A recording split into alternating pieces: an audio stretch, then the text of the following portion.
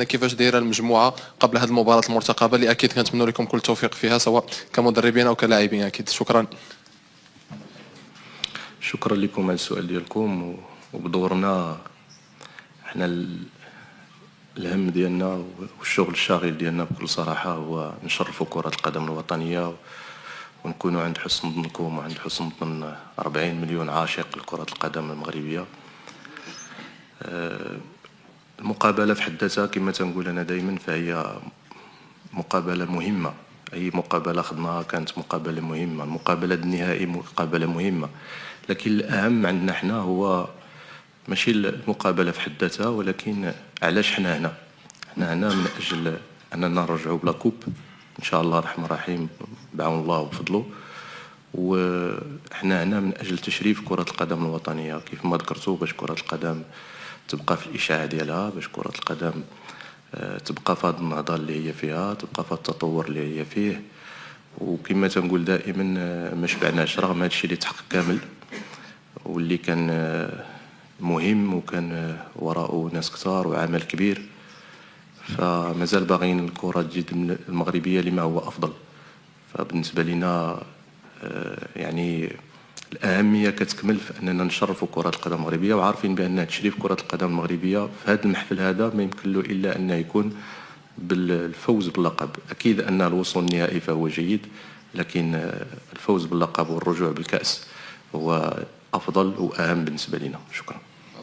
مهمة جدا تحدث عنها المدير الفني للمنتخب الأردني، وقال أن حضرتك ستكون المدرب القادم للمنتخب المغربي بعد كأس العالم، خصوصا أنك حصلت على مركز ثالث في دورة الألعاب الأولمبية، وكمان بطل الشان، وحققت ولن يضرك، هذا ما قاله حرفيا، لن يضرك أن تكون في المركز الثاني في كأس العرب، وستكون أنت المدير الفني للمنتخب المغربي بعد كأس العالم. ما تعليقك على ذلك؟ والله يعني باش يكون مدرب يمكن تتاح له الفرصة باش يدرب المنتخب ديال البلد ديالو، فهذا شرف ما قبله وما بعده شرف، هو يعني تكليف وتشريف في نفس الوقت. لكن خلينا اننا اليوم بصدد تهيئ المقابلة كتخص كأس العرب والمنافسة ديال كأس العرب بالصعاب ديالها بالأشياء الجميلة ديالها. احنا تركيزنا كله منصب قبل واليوم على نظفروا بهذا اللقب هذا، وهذا هو اللي كيهمني في هذا الوقت الرهين. هو الشيء الوحيد اللي كيمر في الذهن ديالي، هو انني مره واحده اخرى نكون عند حسن ظن 40 مليون، مره واحده اخرى نكون عند حسن ظن الصحافه المغربيه اللي كتعشقنا كذلك واللي كتساندنا ومشكورين، هو انني نكون عند حسن ظن هاد اللعيبه، ونكون سبب في الاسعاد ديالهم ان شاء الله الرحمن الرحيم، وعاون ليهم في انهم يحققوا المبتغى ديالهم. انا هذا هو اللي كيهمني واللي كيمر في الذهن ديالي في هذا الوقت الراهن. ومشكور جمال اللي كان قال بحال هكا. شكرا لك. كنشوف فاش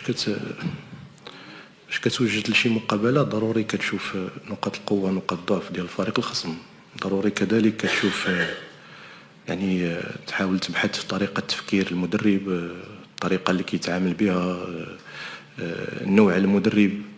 فهذا شيء حتى فاش كنلعبوا معاه ضد شي منتخب اللي ما كيكونش مثلا كنعرفوا المدرب ديالو ولا كيعرفنا المدرب ديالو، فاكيد هذه امور كنقوموا بها اللي كيمكن لها انها تساعدك باش انك تجهز الفريق ديالك في افضل حله ممكنه. لكن كن على يقين بان كل مقابله عندها سيناريو ديالها خاص بها، كل مقابله عندها مجريات ديالها داخل 90 دقيقه خاصه بها، ما كتبقاش عندها علاقه بنوعيه المدرب او بنوعيه اللاعبين او بلي سيناريو اللي تشافوا من قبل او استعد لهم الانسان من قبل. اكيد كيخصو يدير واحد العمل كبير، لأنه كيعطيه واحد الراحه سيكولوجيه، كيعطيك كذلك واحد الفكره على الفريق الخصم كيفاش يمكن له يهاجمك، كيفاش يمكن له يحد من الخطوره ديالك.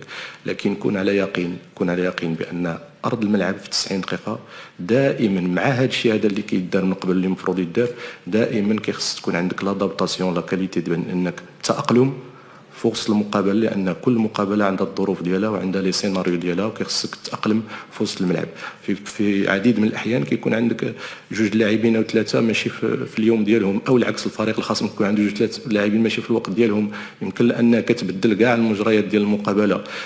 كيمكن السيناريو يتطرد لك لاعب كيبدل مجريات المقابله، يتطرد الفريق الخصم لاعب كيمكن يبدل مجريات المقابله. اشياء كثيره يمكن لا توقع في قلب الملعب، لان على المدرب أنه يدير هذا العمل هذا ويكون عنده دراية، مي كذلك عليه أنه ومهمة بزاف بالنسبة للمدرب. كنظن من الأشياء اللي دايره لنا حنا القوة ديالنا في المجموعة ديالنا هو أن لا اللاعبين ولا لو ستاف تكنيك كنتعاملوا مع المقابلة على حسب المجريات.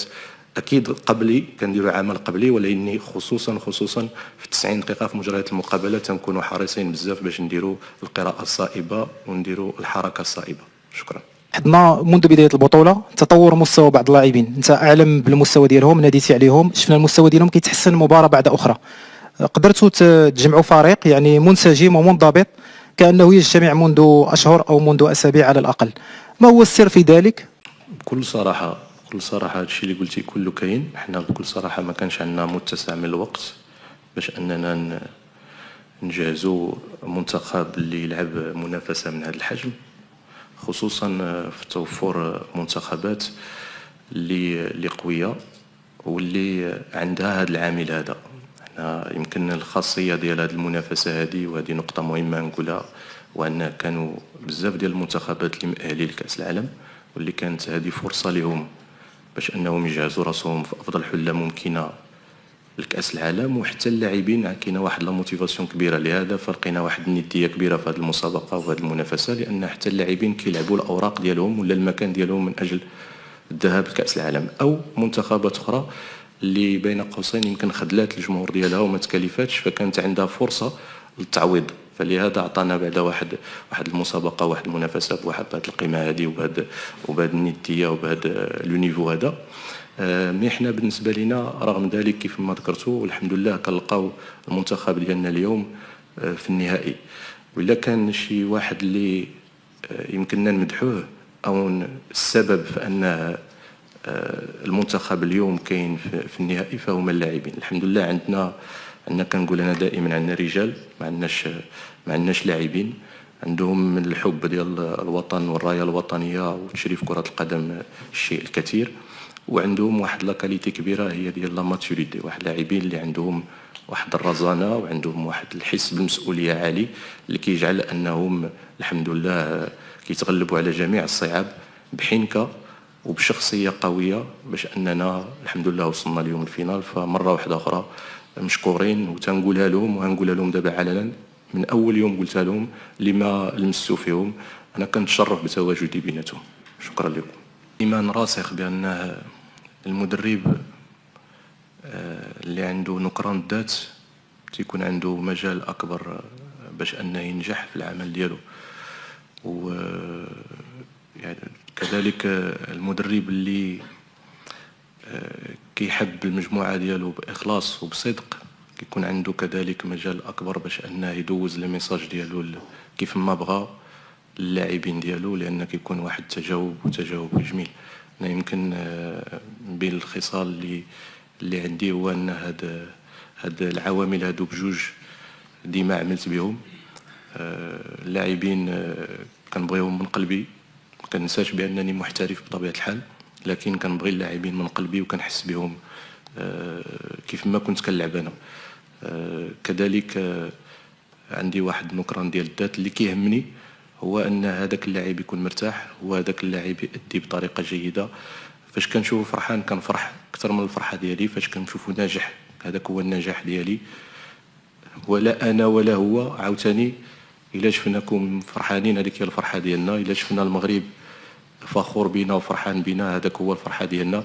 هذا هو لو ميساج اللي كندوزوه في وسط المجموعه. داكشي علاش تحدثت قبيله على حنا حقيقه واحد واحد الاسره حقيقيه.